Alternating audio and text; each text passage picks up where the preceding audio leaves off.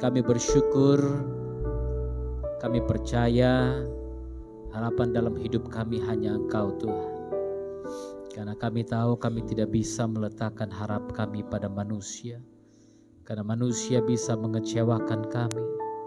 Tapi kami tahu Tuhan yang hidup, Tuhan yang besar, yang maha kuasa, yang maha kudus. Engkau tidak akan pernah meninggalkan kami Tuhan.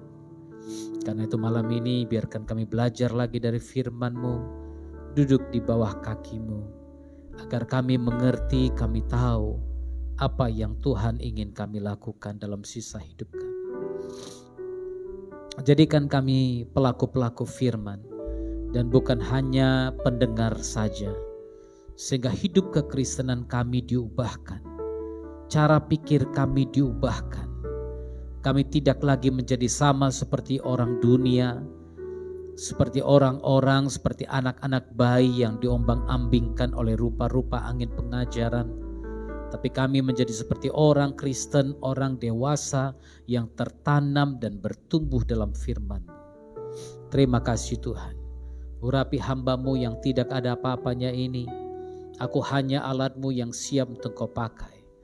Berkata-katalah Tuhan, berfirmanlah Tuhan kepada kami, karena kami siap untuk mendengarkan firman-Mu pada malam ini. Terima kasih Bapa. Dalam nama-Mu yang kudus kami berdoa dan bersyukur. Haleluya. Amin. Amin. Haleluya. Shalom saudara. Kita bersyukur masih bisa berkumpul bersama. Walaupun hari ini anak-anak STT, malam ini sedang ada KKR di tempat lain. Jadi kita mungkin beberapa jemaat yang hadir di sini, kita bersyukur karena Tuhan baik, Tuhan setia, Tuhan bersama kita dan tidak pernah meninggalkan kita. Amin. Kita akan lanjutkan pelajaran firman Tuhan. Saat ini kita sudah sampai di kitab atau surat Paulus kepada jemaat di Korintus di pasal yang ke-6. Pasal yang ke-6 kita sudah bahas dari ayat 1 sampai ayat yang ke-11. Sekarang kita akan bahas, kita akan baca dari ayat 12 sampai ayat yang ke-20. 1 Korintus pasal yang ke-6 ayat 12 sampai ayat yang ke-20. Kita akan baca berganti-gantian. Dan saya baca dari ayat 12, Anda baca ayat 13, demikian selanjutnya sampai ayat yang ke-20. Nasihat terhadap percabulan. Segala sesuatu halal bagiku, tetapi bukan semuanya berguna. Segala sesuatu halal bagiku, tetapi aku tidak membiarkan diriku diperhamba oleh suatu apapun.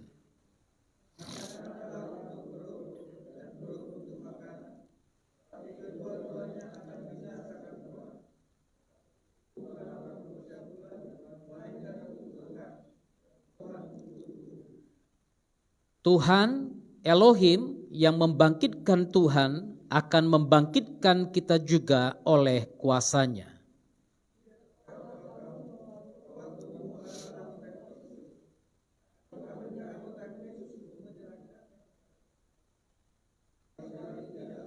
Atau tidak tahukah kamu bahwa siapa yang mengikatkan dirinya pada perempuan cabul menjadi satu tubuh dengan dia? Sebab demikian kata Nas, keduanya akan menjadi satu daging.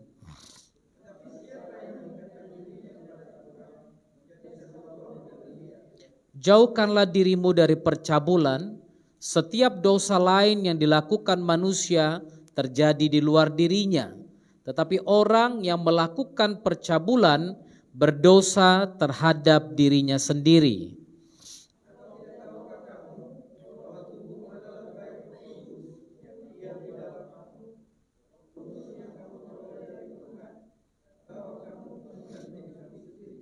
Sebab kamu telah dibeli dan harganya telah lunas dibayar. Karena itu muliakanlah Tuhan dengan tubuhmu. Haleluya. Kalau di dalam ILT 3 ada tambahan sedikit di ayat 20 itu. Dan dengan rohmu yang adalah milik Tuhan. Muliakanlah Tuhan. Haleluya. Kita bahas dari ayat 12 Satu persatu kita akan melihat kenapa saya sudah sampaikan kepada saudara beberapa hal yang terjadi di dalam jemaat di Korintus ini, yaitu garis-garis besar yang terjadi di mulai dari pasal 1.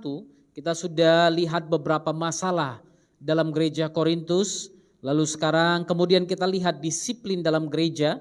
Nah, di sini juga ini masuk dalam disiplin dalam gereja, karena di ayat 1 sampai ayat 11 kita sudah baca disiplin pertama, lalu kemudian di sini masuk perihal percabulan di sini, saudara. Kalau tadi sebelumnya kita sudah baca perihal perselisihan, ya, lalu kemudian kita masuk ke ayat 12 ini. Nah, kalau Anda lihat ayat 12-13 ini, saudara bisa perhatikan di sini ada kaitan perbantahan yang sebelumnya terjadi di antara orang-orang Kristen. Yang pertama di sini memang bicara soal makanan, ya, seperti yang kita bisa baca dalam Kisah Rasul 15, ya, dalam Kisah Rasul 15 juga disebut tentang itu, ya. Nah, di dalam Kisah Rasul 15 memang pertama dibicarakan tentang makanan, ya. Kalau saudara baca di ayat 20 Kisah Rasul 15, nah di sini Anda bisa baca kaitannya nanti. Kemungkinan besar kalau saya lihat dan beberapa penafsir Alkitab juga menyatakan seperti itu. Kenapa ini bicara tentang makanan, lalu kemudian masuk kepada bicara dosa percabulan, saudara, ya. Nah, kaitannya cukup jelas, saudara. Anda bisa lihat ketetapan yang tadi dikatakan larangan makanan, lalu kemudian digabungkan dengan larangan melakukan percabulan, ya. Di dalam pasal 15-20 tadi Kisah Rasul dibilang begini. Tetapi kita harus menulis surat kepada mereka. Siapa itu? Orang-orang Kristen yang ada di perantauan atau orang-orang Yahudi yang ada di perantauan. Paulus dan Petrus dalam sinode yang ada di Antioquia pada waktu itu, mereka katakan tulislah surat kepada orang-orang Kristen ini supaya mereka menjauhkan diri dari makanan yang telah dicemarkan oleh berhala-berhala. Jadi saudara, kalau ada makanan yang Anda tahu sudah dipersembahkan di hadapan berhala, nah sebisa mungkin jauhkanlah dirimu dari makanan yang dipersembahkan di hadapan berhala itu. Karena persembahan itu adalah, kalau dalam bahasa perjanjian lama disebut dengan barang tumpas. Itu adalah milik dari roh-roh itu. Itu sebabnya kita tidak makan makanan yang dipersembahkan kepada berhala, apapun itu. Ya, tapi kalau misalnya Anda tidak punya sesuatu yang lain untuk dimakan, yang ada cuma ini gitu kan. Nah, saudara, roh yang ada di dalammu lebih besar daripada roh yang ada di dalam dunia. Haleluya. Saya percaya seperti itu. Itu sebabnya dikatakan kita diingatkan untuk menjauhkan diri dari makanan yang telah dicemarkan berhala dari percabulan. Nah, ini di sini tadi saya katakan dari makanan masuk kepada dosa percabulan. Kenapa? Memang di kalangan orang-orang Kristen diaspora pada waktu itu hal ini sangat luar biasa terjadi. Itu sebabnya saya pernah ingatkan saudara yang dimaksud dengan Korintus itu kenapa ditakuti, kenapa disebut sebagai jemaat yang bobrok, saudara? Karena mereka adalah kota pelabuhan dan banyak sekali hal-hal yang tidak sesuai dengan firman Tuhan terjadi di situ. Itu sebabnya dari makanan yang dicemarkan berhala masuk kepada dosa percabulan, lalu dari daging binatang yang mati dicekik dan dari darah. Hal-hal ini berkaitan, saudara, ya. Nah, di sini Paulus lanjutkan, dia katakan segala sesuatu halal bagiku, ya boleh-boleh saja, tapi bukan segala sesuatu itu berguna. Makanan halal, makanan boleh halal, semuanya boleh kau makan kecuali meja, ya, kecuali kursi katanya. Berkaki 4 tapi gak bisa dimakan karena apa? Keras. Kalau lembek dihajar juga katanya, saudara, ya. Tapi karena keras tidak dimakan. Nah, segala sesuatu halal boleh-boleh saja. Nah, pengertian halal dalam Yahudi dan dalam kawan-kawan yang beragama Muslim sedikit berbeda, saudara. Dan tidak semua juga makanan yang halal di dalam Islam itu sama dengan makanan yang halal bagi orang Yahudi.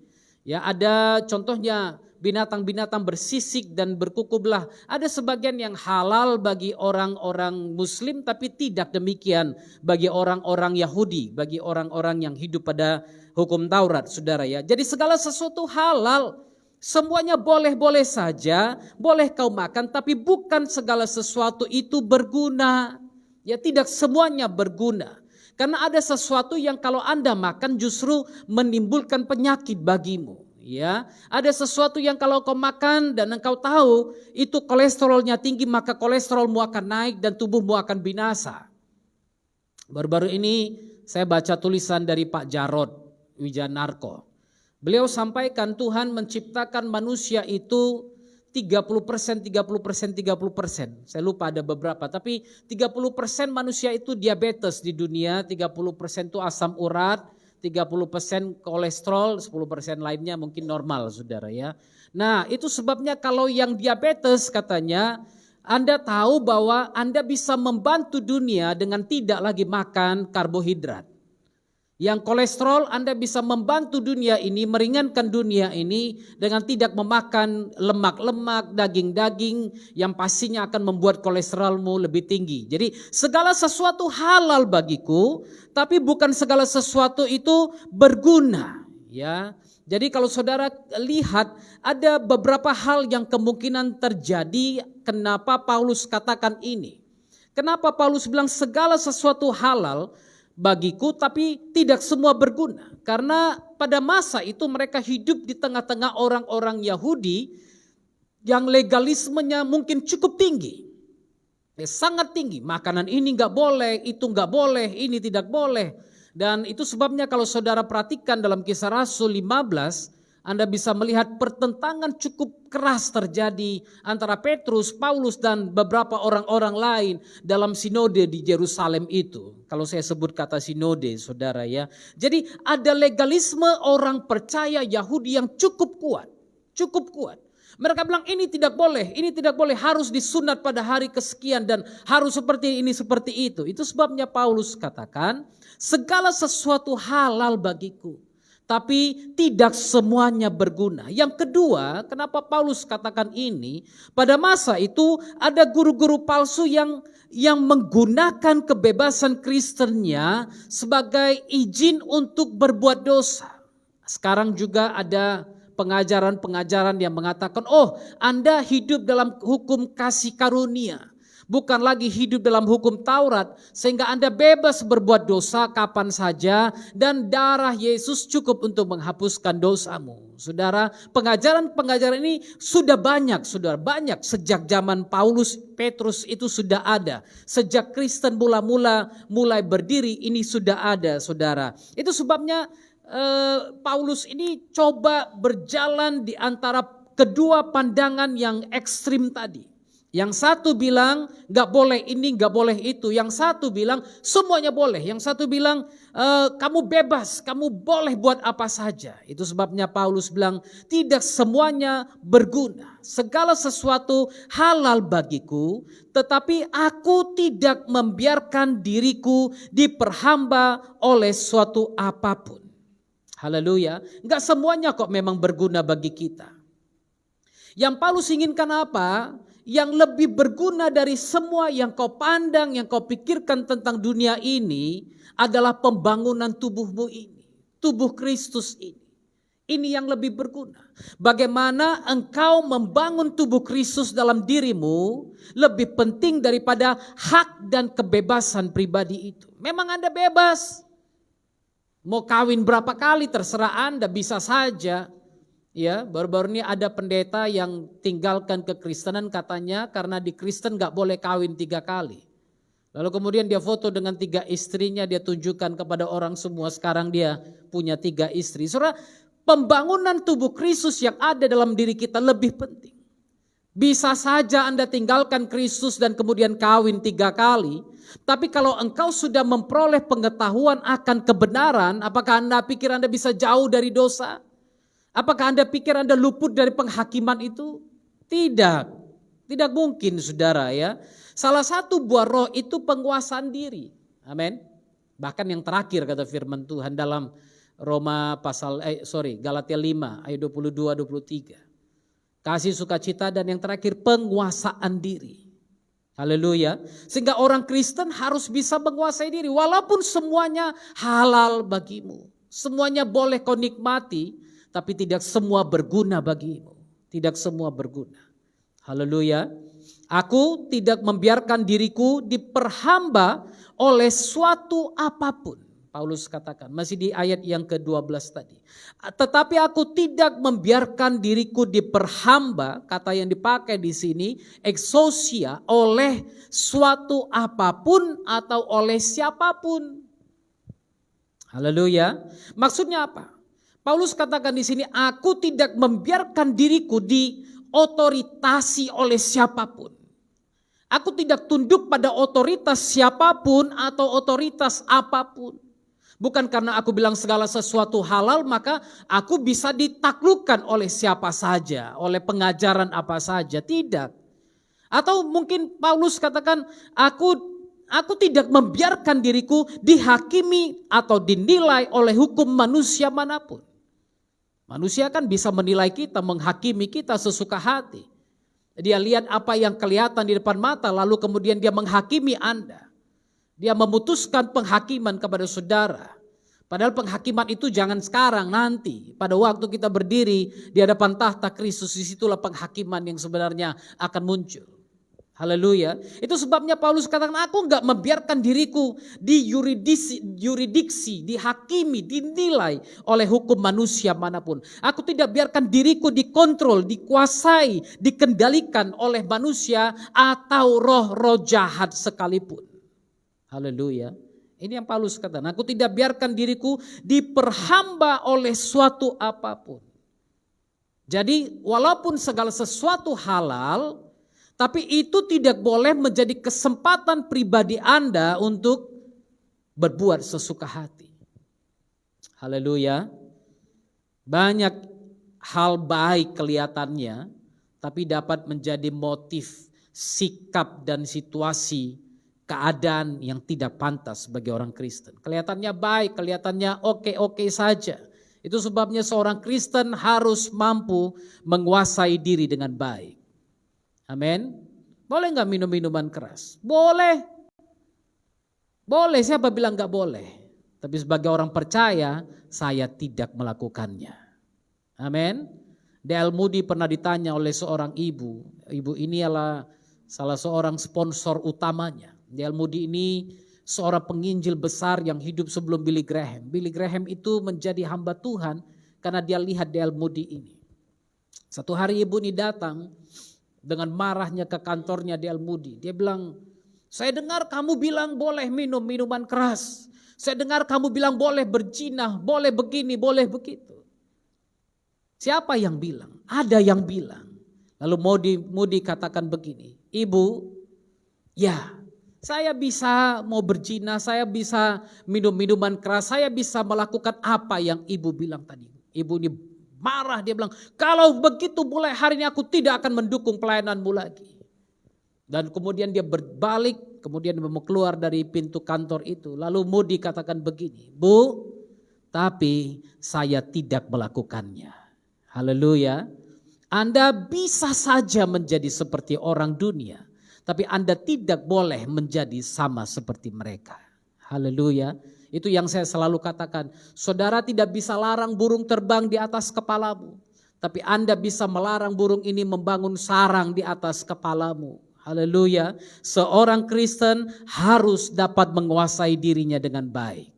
Amin. Ayat 13. Makanan adalah untuk perut dan perut adalah untuk makanan. Betul kira-kira istilahnya? Betul kan, kita makan supaya perut kenyang, gak ada masalah, gak kena asam lambung, gak kena lambung, ya kan? Gak ada yang lain-lain.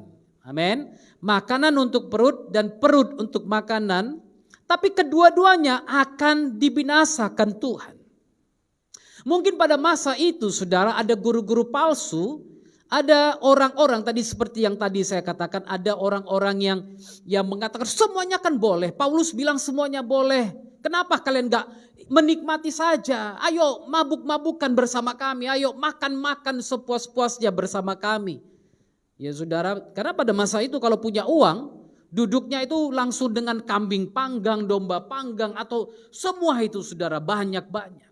Ya, mereka menikmati kawin mengawinkan dengan dalil apa yang Paulus katakan, wah kita bebas dari hukum dosa dan hukum maut. Kita tidak lagi berada di bawah hukum Taurat. Jadi mungkin ada orang-orang yang libertian tadi, mereka bilang, oh kamu kan bebas. Paulus kan bilang begini. Tapi saudara, itu sebabnya di sini Paulus menyanggah apa yang mereka katakan. Jadi saudara perlu perhatikan ini, ya, ada orang-orang di luar sana yang bilang apa yang Paulus katakan, mengajak, membiarkan orang Kristen untuk masuk dalam keadaan yang seperti ini. Boleh berzina, boleh cabul, boleh minum minuman keras, ya. Itu sebab saya perhatikan baik-baik. Apa yang Paulus katakan, makanan untuk perut, perut untuk makanan, tapi keduanya akan dibinasakan Tuhan. Anda boleh nikmati apa saja, tapi tidak boleh apa yang Anda nikmati itu jangan sampai menjadikan kita rakus, serakah, atau bisa menikmati semuanya seenaknya. Haleluya. Makanya Amsal 23 ayat 1 sampai 2 bilang apa? Bila engkau duduk makan dengan seorang pembesar, perhatikanlah baik-baik apa yang ada di depanmu. Taruhlah sebuah pisau pada lehermu bila besar nafsumu. Perhatikan baik-baik apa yang ada di depan, apa yang akan kumakan. Amin. Jadi artinya apa? Kuasai dirimu. Sebanyak apapun makanan boleh dihidangkan di depanmu, tapi jangan rakus. Jangan semuanya harus numpuk di piring sampai piring pun jadi seperti gunung. Ini yang dibilang Paulus. Makanan untuk perut dan perut untuk makanan. Keduanya ini akan binasa satu hari nanti.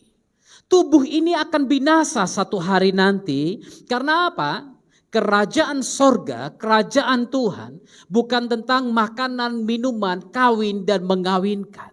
Roma pasal 14 ayat 17. Nanti aja saudara baca. Haleluya. Jadi tubuh ini adalah gambaran dari gereja Kristus. Anda adalah gambaran dari gereja Kristus, tubuh Kristus. Amin.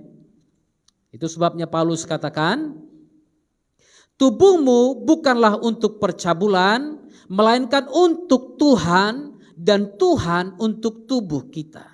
Haleluya. Mungkin Paulus pakai kata-kata yang mengingatkan kita bahwa gereja Kristus itu adalah suatu tubuh. Kita adalah bagian dari gereja itu.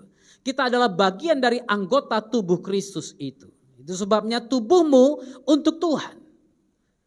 Dan Tuhan untuk tubuh Kristus itu. Haleluya. Jagalah tubuhmu. Jagalah hidupmu. Dia ingin kita gunakan tubuh ini untuk apa? Melayani Dia. Untuk kemuliaan namanya. Ayat 14, Tuhan Elohim yang membangkitkan Tuhan akan membangkitkan kita juga oleh kuasanya. Haleluya. Saudara, kalau Anda perhatikan dalam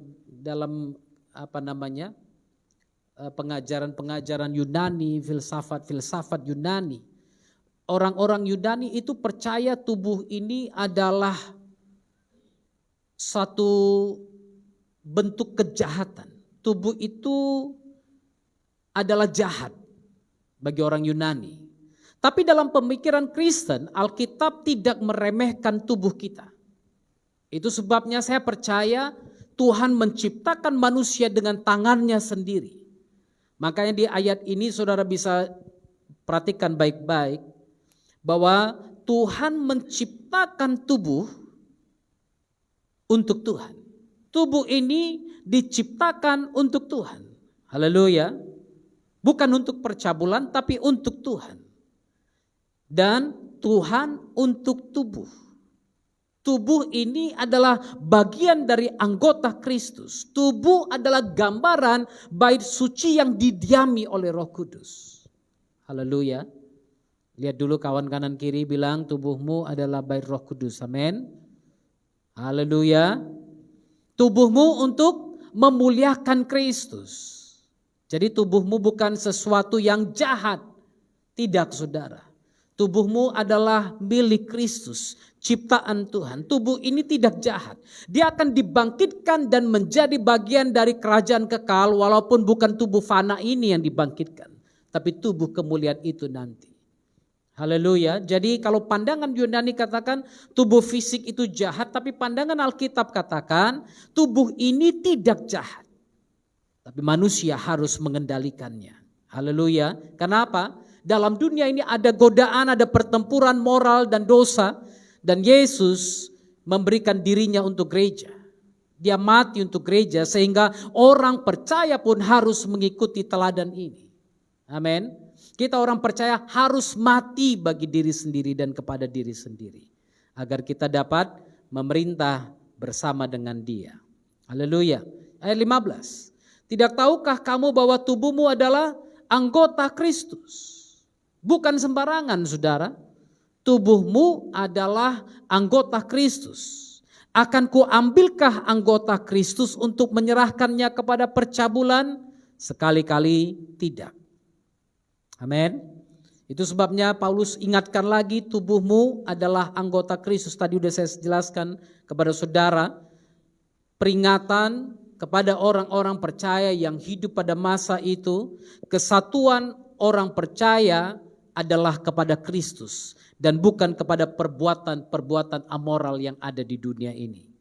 Orang percaya itu satu dengan Kristus. Kita udah bahas kata cabul dalam Alkitab khususnya perjanjian baru adalah pornea atau porne. Kata kerja yang dipakai itu artinya menjual. Ya, menjual atau dalam Korintus saudara ada dua jenis pelacuran.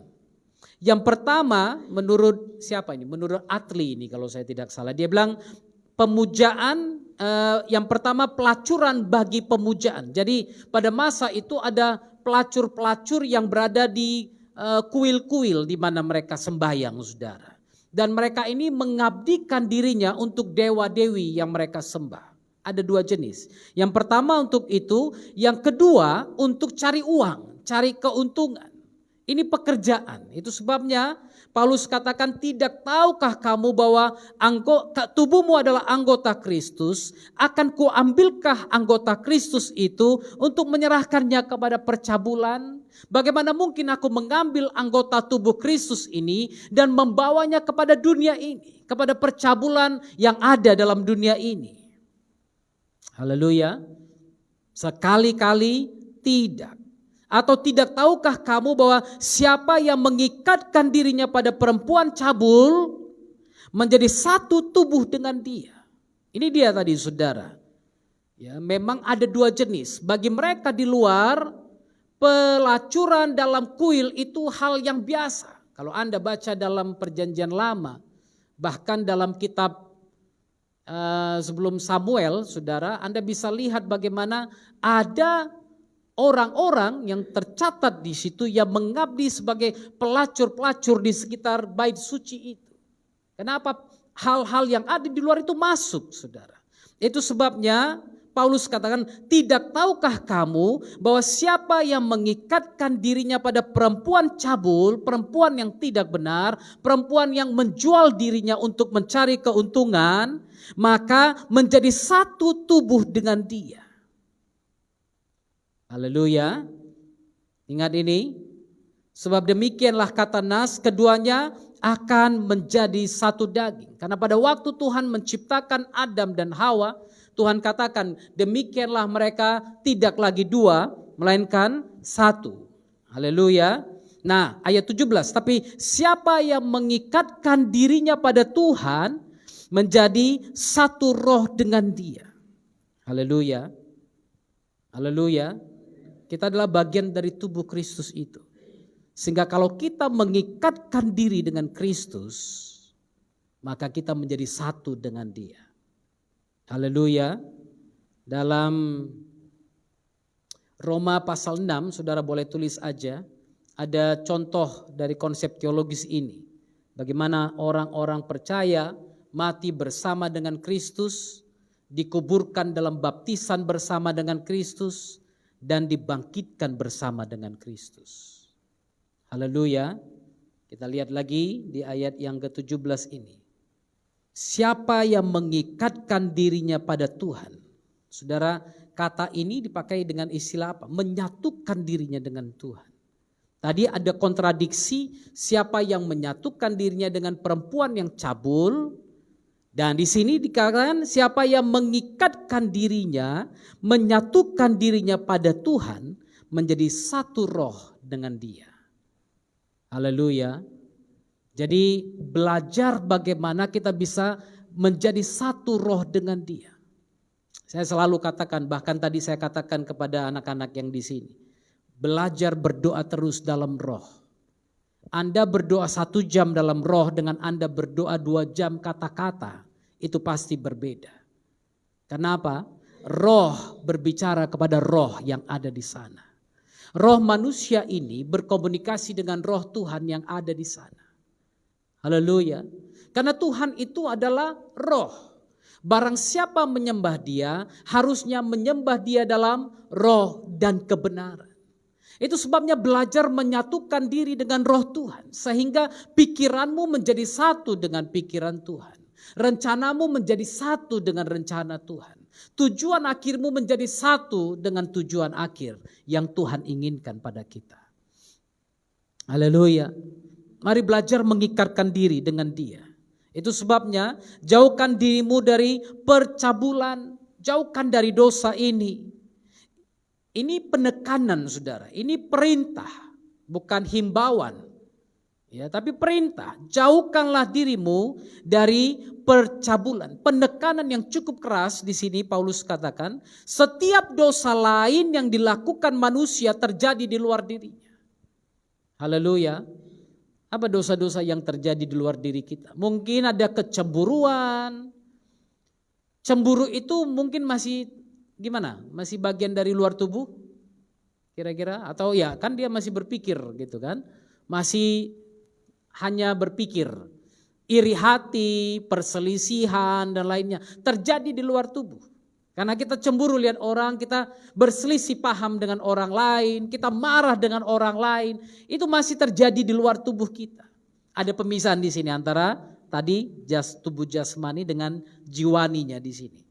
Ya, Paulus coba membandingkan ini, jadi konteksnya masih dalam pandangan Yunani, saudara ya. Nah, dia bilang dosa lain dilakukan manusia terjadi di luar dirinya. Tapi dosa percabulan terjadi di dalam diri sendiri. Karena tubuhmu yang harusnya menjadi bait Roh Kudus menyatu dengan tubuh wanita lain atau laki-laki lain. Jadi pelacuran ini bukan hanya perempuan, saudara, ada laki-laki juga yang melacurkan dirinya. Ya, pada masa itu juga seperti itu. Ada pelacuran-pelacuran yang seperti itu. Jadi kalau saudara perhatikan hubungan suami istri, hubungan seks manusia adalah karunia Tuhan bagi kita sebenarnya, bagi manusia. Tapi ada aspek pantas yang berhubungan dengan bagaimana kita melakukan karunia ini. Bukan berarti ya kalau ya suami istri ya dia menyatu, dia menjadi satu daging. Tapi yang di luar itu firman Tuhan katakan dosa yang kau lakukan itu adalah dosa yang sangat tidak pantas. Itu kira-kira saudara. Haleluya. Orang yang melakukan percabulan berdosa terhadap dirinya sendiri. Di sini kita harus betul-betul menekankan diri kita. Haleluya. Orang percaya harus rajin di daerah ini. Terutama ketika budayanya tidak bermoral. Saya lupa siapa yang bilang. Tapi ada seorang penulis bilang kita ini berada dalam dunia yang gila seks. Dunia yang sudah jatuh sekali dalam hal-hal kesucian dan kekudusan ini. Itu sebabnya orang percaya harus benar-benar rajin dalam hal ini. Terutama ketika budayanya tidak bermoral. Kalau kita tinggal di tengah-tengah Sodom dan Gomora itu, hati-hati. Hati-hati. Makanya kita pernah bahas, kalau aku bilang, Paulus katakan di mana? Ayat sebelumnya. Bukan berarti di pasal 5. Pasal 5 dia katakan ayat yang ke-10. Mulai dari ayat 9. Dalam suratku telah kutuliskan kepadamu supaya kamu jangan bergaul dengan orang-orang cabul. Lalu ayat 10 dia bilang yang aku maksudkan bukanlah dengan semua orang cabul pada umumnya dari dunia ini, atau dengan semua orang kikir dan penipu, atau dengan semua penyembah berhala. Karena jika demikian kamu harus meninggalkan dunia ini. Haleluya. Itu sebab Paulus katakan kita ada dalam dunia yang seperti itu. Tapi jangan sampai dunia masuk ke dalam gereja Tuhan.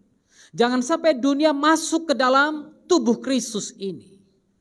Haleluya. Karena gak mungkin saudara membatasi diri dari semua yang ada di dunia. Gak mungkin kan? Kita keluar, kita buka internet, kita buka video YouTube, kita menonton apa saja, tiba-tiba muncul iklan, tiba-tiba muncul gambar dan lain sebagainya yang tidak pantas. Bukan berarti kita keluar dari dunia ini. Bukan berarti kita harus tinggalkan dunia ini, tapi berhati-hatilah di tengah-tengah keadaan yang seperti itu. Haleluya.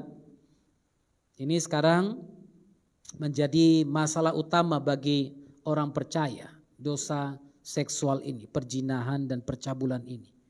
Bahkan dalam gereja-gereja sudah bisa melihat ada gereja-gereja yang membiarkan orang kawin cerai sampai 3-4 kali, kawinnya di situ, cerainya di situ, kawin laginya di situ, cerai laginya di situ, kawin lagi-laginya di situ, cerai lagi-laginya di situ.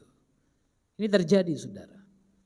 Saya tahu ada orang-orang, bahkan hamba-hamba Tuhan yang datang kepada orang-orang yang mengatakan ceraikan istrimu karena ini bukan jodoh dari Tuhan. Kita sekarang ini sedang hidup dalam keadaan yang seperti ini. Lalu kemudian dia bilang nanti aku carikan istri yang lain untukmu. Saudara, ini adalah masalah bagi orang percaya. Jadi bukan hanya pada masa Paulus itu, tapi juga pada masa sekarang ini.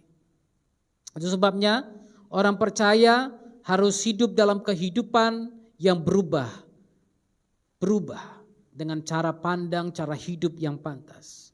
Efesus 5 ayat 3 kita lihat sebentar. Efesus pasal yang kelima ayat yang ketiga.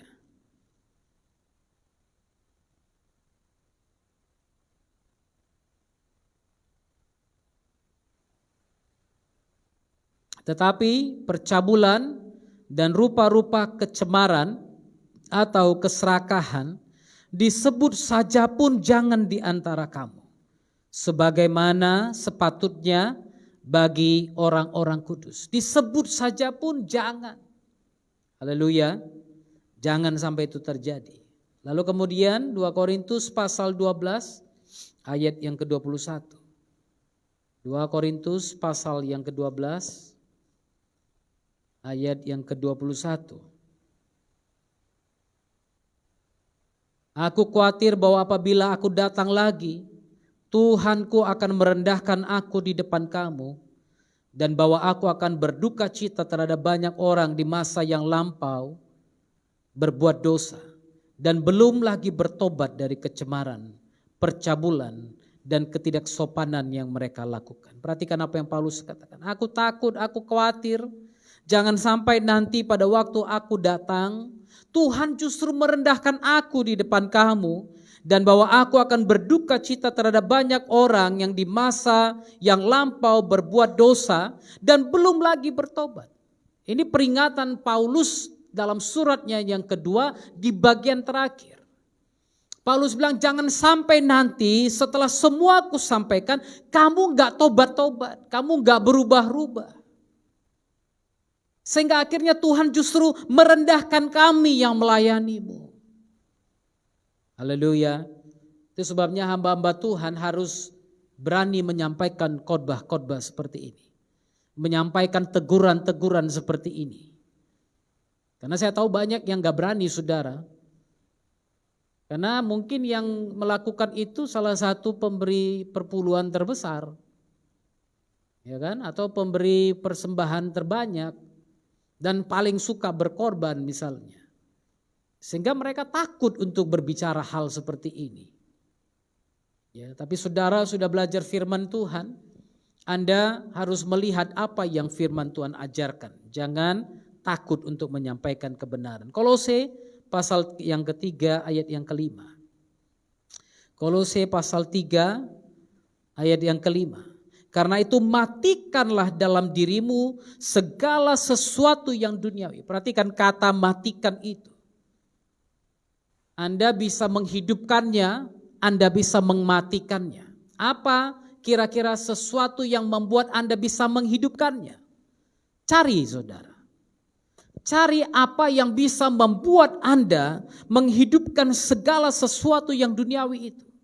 Cari. Dari mana kira-kira asal pikiran cabul itu? Cari dari mana kira-kira asal kenajisan itu masuk dalam dirimu. Ya kan? Anda bisa hidupkan, Anda bisa matikan itu.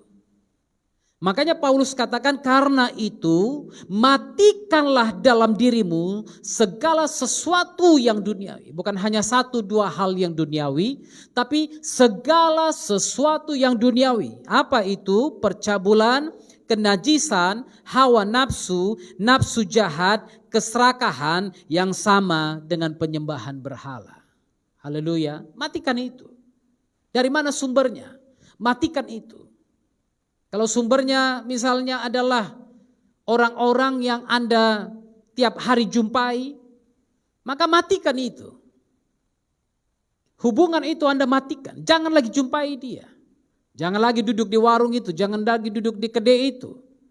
Kalau itu adalah tempat di mana justru Anda jatuh dalam dosa setiap hari, atau channelnya, pintu di mana dosa itu masuk, hentikan itu. Haleluya. Karena itu matikan semua yang duniawi. Haleluya. Makanya tadi dibilang Kristus itu sudah mati bagimu. Haleluya.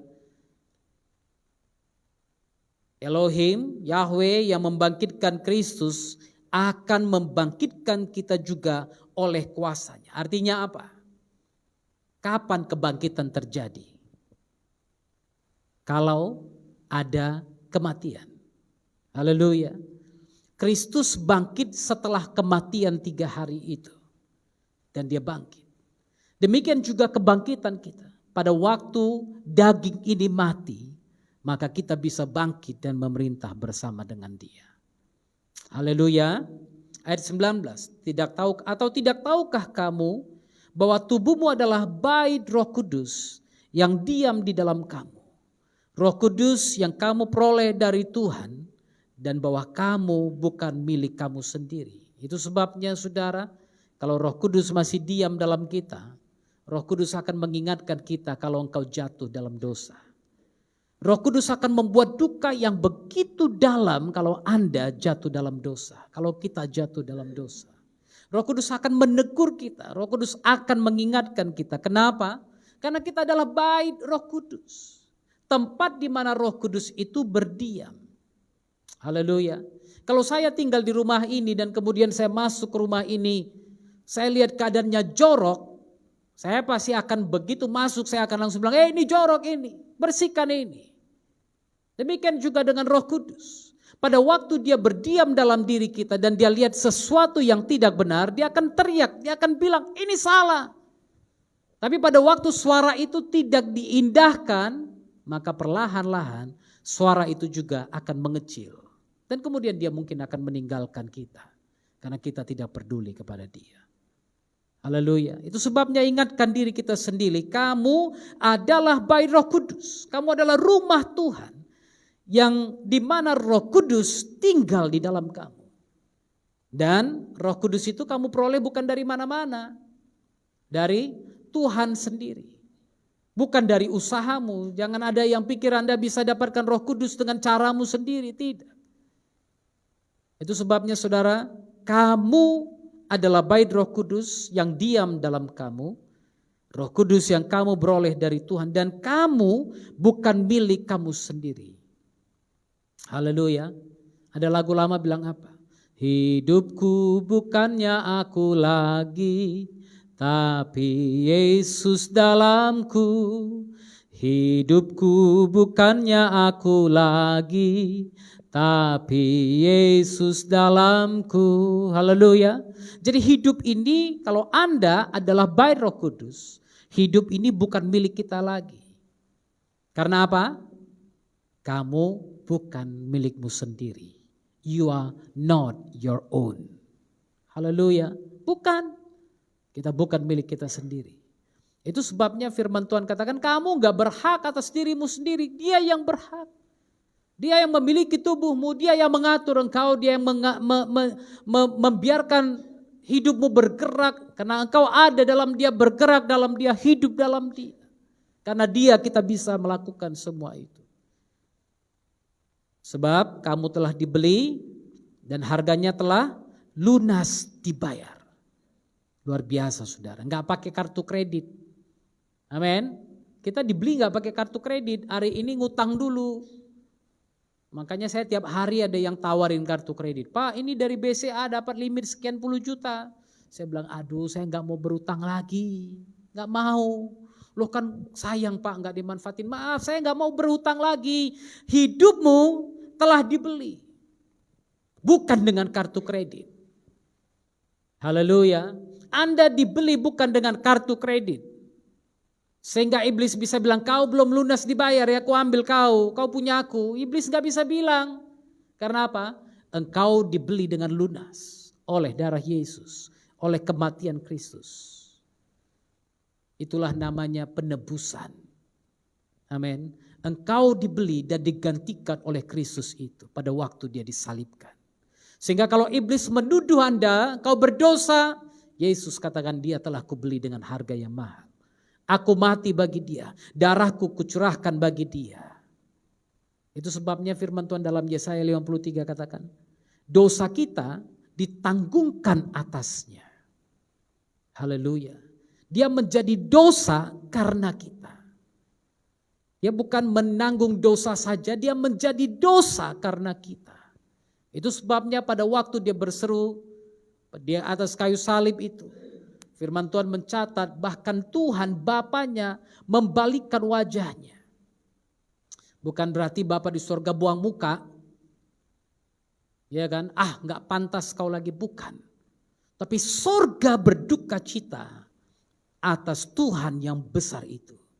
Sorga berduka cita karena Kristus Tuhan yang besar itu, pencipta langit bumi, pencipta manusia, mau mati demi manusia itu, membayar harga dengan lunas. Haleluya. Haleluya. Sebab itu kamu dibeli dan harganya telah lunas dibayar. Karena itu muliakanlah Tuhan dengan tubuhmu.